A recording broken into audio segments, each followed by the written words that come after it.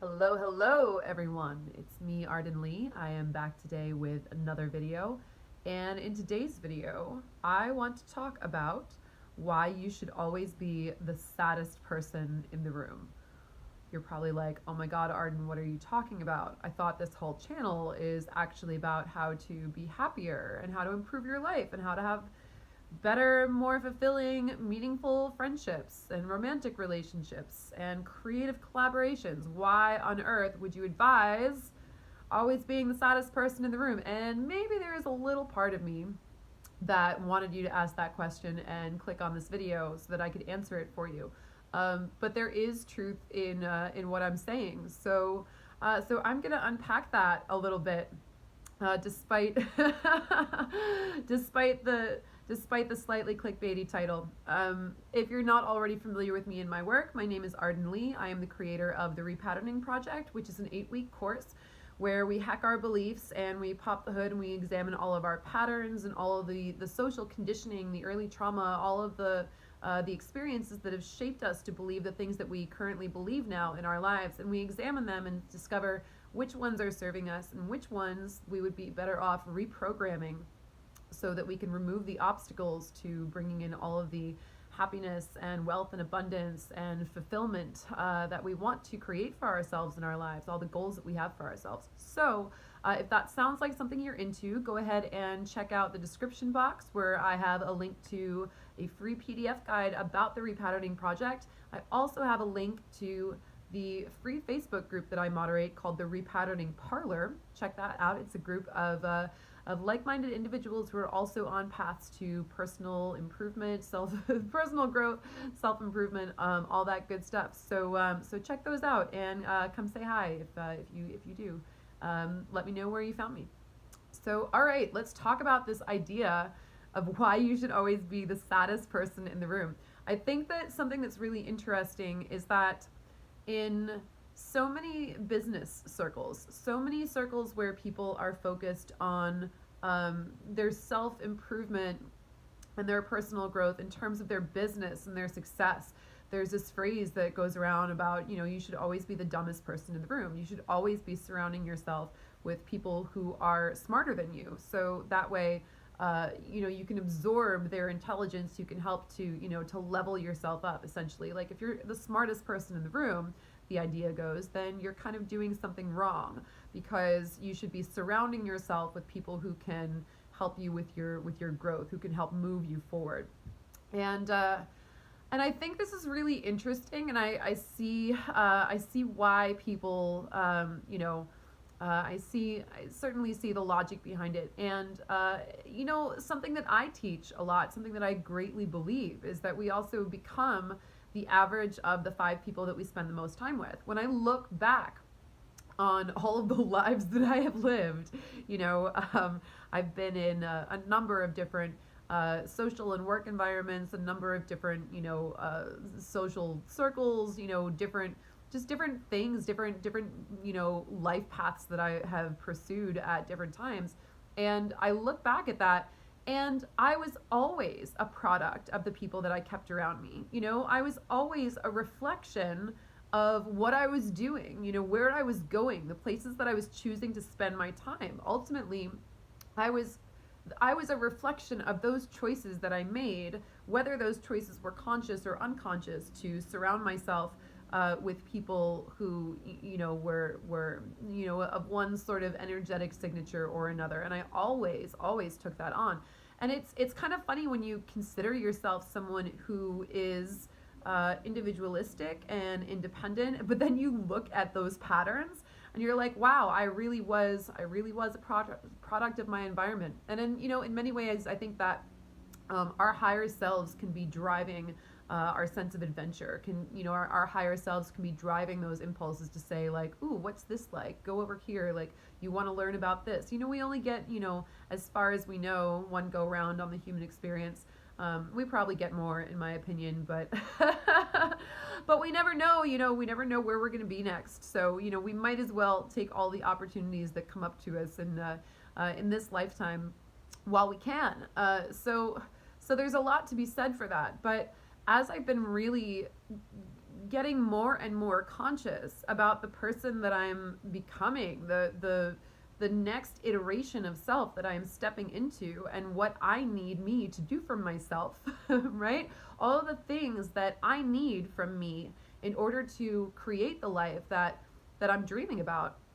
I've needed to start making more and more conscious decisions and fewer unconscious decisions about the environments that I spend my time in and the people that I choose to surround myself with. So I'm pretty happy about that. But I think it's really interesting because there's so much of this talk about always make sure that you're not the smartest person in the room or whatever. Always make sure that you're always learning from other people. But I think something that we don't think about is that we can apply this as well to things like our happiness. And I think something that's interesting is that I've never really had a whole ton of limiting beliefs around my intelligence. I've had limiting beliefs that perhaps my intelligence was something that I needed to play down in order to remain safe or in order to fit in. But I've never really had a lot of limiting beliefs about my not being intelligent enough. So if someone's like, oh, always make sure you're learning from other people and whatever, it's like, yeah, I always surround myself with really smart, intelligent people that I can learn from. But I had never actually thought until recently to start doing that also with people who are happy, because the truth is my level of intelligence is not the thing that needed to change nearly as much as my level of happiness, my level of embodiment. So I have this funny story from when I first met my body worker, Eurasimos Stylianesis. He's my friend on Facebook, so if you know me on Facebook, if you're watching this video on Facebook, definitely look him up. He's super, super cool. He reached out to me when I was like just in that first kind of dig into my trauma healing process, and I was a mess. And he reached out to me and he was like, hey, I really love the things that you're sharing on Facebook, and I feel called to offer you a session. I feel called to I think this work would really benefit you, and I'm willing to give you one for free so you can try it out. And I was like, I was gonna say, I was like, oh wow, thanks, but that's actually not what I was like at all. I was like, who are you, strange man, messaging me on Facebook, offering what is this, free body work? And it's really funny. We joke about this now. He was so attuned and so good at explaining. Like, he even was like, just so you know, like, I'm in a relationship, like, I live with my girlfriend, I work out of that same space, so he was really attuned to understanding, whether consciously or unconsciously, that I was going through a lot of PTSD, and specifically PTSD coming out of abusive relationships and sexual assault. And so he was really kind and really gentle about making sure that it came across that this offer he was making me was really sincere, and that he wasn't trying to get anything out of me or whatever. He wasn't trying to take advantage of me. So I was like, okay, thanks. And sure enough, I was like, all right, I'll take a leap of faith and I'll try it out. And he's amazing. I ended up working with him a whole bunch. But I think back to this time that I first arrived at his home, which was also his workspace, and I was such a mess. Like, I was such a trauma mess that he tells me looking back that he's like, Arden, you weren't terrible, like, you weren't bad at all, like, it was fine. I don't know what you're talking about, but the way that I recall it, I felt like such a mess, like, arriving there. And I didn't even really fully understand what the kind of body work was about. I thought it was going to be like Reiki or massage or something. So I had shown up in this this jersey dress or whatever, and he was like, so I'm gonna be walking on the backs of your legs, and I'm gonna need to I'm gonna get you a pair of my girlfriend's pants that you can put on. I was, oh my God, here I am showing up at this session, like, I feel like I'm a total mess, and like walking into this kind stranger's house, and he's just like his posture is perfect, he's so like confident in his body language and everything, and I'm just like, oh my God. So I notice that energy now sometimes, because now he and I are good friends, and I feel like we meet up and it's just like, oh cool, like we're, you know, like we're about on that level together. But I love going into environments now where I look around and I'm like, I think everyone in this room might be happier than I am. Like I think like I love meeting people where they are so they're so in their joy, and they're so in their creative freedom, and they're in their permission, and they're in their, you know, they're in their fulfillment. And you know, it's only been recently that I've sort of, you know, been in a few more circles that are like that I've realized how much I was still carrying a relationship to my trauma. And you know, it's okay. It's like I've only just healed from it in the last couple of years, and I had a big backlog of it. So, you know, there was a lot. There was a lot that I was transmuting, but I think it's really funny now because you know, I put out my album less than a year ago. You know, it's December now as I'm recording this video, and I put my album out on February 9th of this year. And sometimes I go back and listen to it again, and I try sometimes to like wait and like not listen to it for a while, so then, you know, like a month or two later I can listen to it again and be fresh with it. And it's really interesting that as I've done that, when I put it out, I was like, yes, this is my magnum opus. This is everything that I'm putting out there, and everything that like all the ways that I've changed myself. And it's great. You know, I think it absolutely served that purpose. But sometimes I re-listen to it now and I'm like, wow, I'm when I was in this space, I was clearly, you know, I was ending contracts, and I was, you know, but I was still defining myself by all of this trauma. Like there's part of me that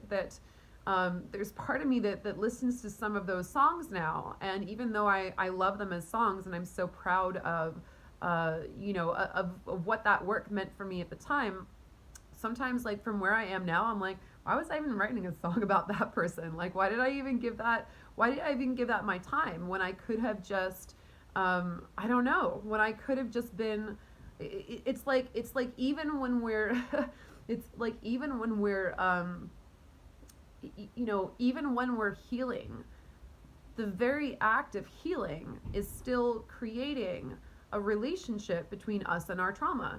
And that's normal, like that's supposed to happen, but there's got to be a point at some point where I'm like, the point of healing is supposed to be that you get a reset. You're supposed to be able to finally release all that stuff from your past. So I'm proud that I created that work then, but man, less than a year ago, I was like, this is my magnum opus. I don't know if I'll ever make anything better than this. And it's so timely, and it's so, you know, because it was really pretty miraculous that this EP called Who Can You Trust, you know, which is all about healing from abandonment, betrayal, and sexual assault trauma was you know, just happened to coincide with the zeitgeist of the Me Too movement. And, you know, I think a lot of people thought that I planned that, but the Me Too hashtag only appeared a couple months before the album was slated to come out. Like, I'd already recorded everything. At that point, we were just like adding some synths and having everything mixed and mastered. You know, the narrative of the album was already done. So at some point in our process, it becomes necessary to look at where we're still defining ourselves by our trauma, defining ourselves by all the things that we've overcome. And I mean, I guess you can live the rest of your life with this attachment to this story of recovery, and saying like, yes, look at all of this that happened to me that I got over. And that's great, because even if you do stop there, you've already at least turned your story into a story of victory and a story of triumph. But what if there's another step? Like, what if there's another step where everything that happened to you is just like, you're like, oh, right, that, like, you know, like something that you don't even really think about anymore. And so as I'm, you know, I've talked a little bit about seasonal depression this season, especially if you've been like on my Facebook or whatever.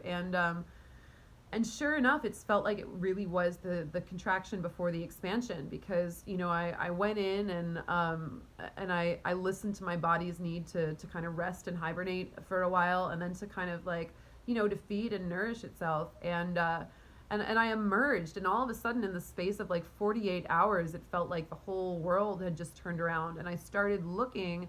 I was like, oh my God, I'm a different person than who I was just a couple days ago, which is what tends to happen when we have those moments. I mean, for me, you know, having a depressive episode show up is it no longer feels so much like depression as it does like an incubator, like an opportunity to hibernate, and then to, you know, to fix everything that's going on, like a system restart, you know, like a you know, shut your computer off and get your upgrades kind of thing. And it's by resisting it and not letting those upgrades happen that we actually end up, you know, messing ourselves up. And so emerging out of that, you know, immediately some of the contrast was obvious to me, where it was like, oh wow, where in my work and in my art am I actually still defining myself by my trauma, and what's next, you know?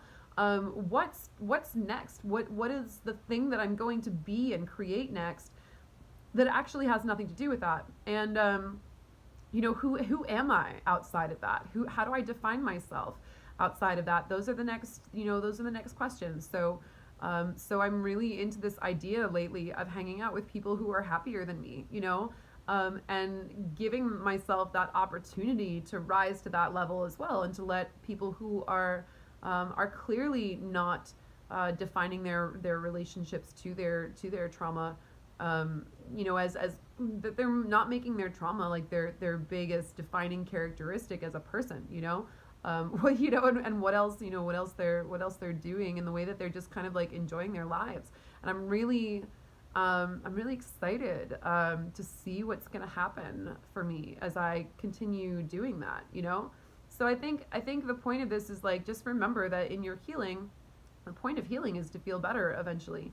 And so, you know, watch for, even when you are on that other side of your recovery, watch for additional trauma bonding, you know, watch for where you are, you know, defining everything in your life as still, even if it is a victory story of overcoming your trauma, watch for where you still have that cord, and is it really serving you? Is it really serving you to keep, you know, to keep being in that story for however long? So I'm like ready to be done, you know. I'm ready for whatever the next thing is. Feels a little scary because it feels like it's just like a bunch of infinite possibilities in front of me. If I'm not defined by my past anymore, then what does define me, right? And the answer to that, of course, is that I get to choose. So anyway, I'm gonna be hanging out with some happy people come 2019. I'm looking forward to that. I advise you do the same as well, and you know, start looking for places that you can expand into more joy and more abundance and more fulfillment, more freedom. Start looking for those places, those social circles or communities or experiences or environments that are going to help you to be able to make that leap to the next place. So thank you guys for listening. I hope this was helpful, and I'll see you in the next video.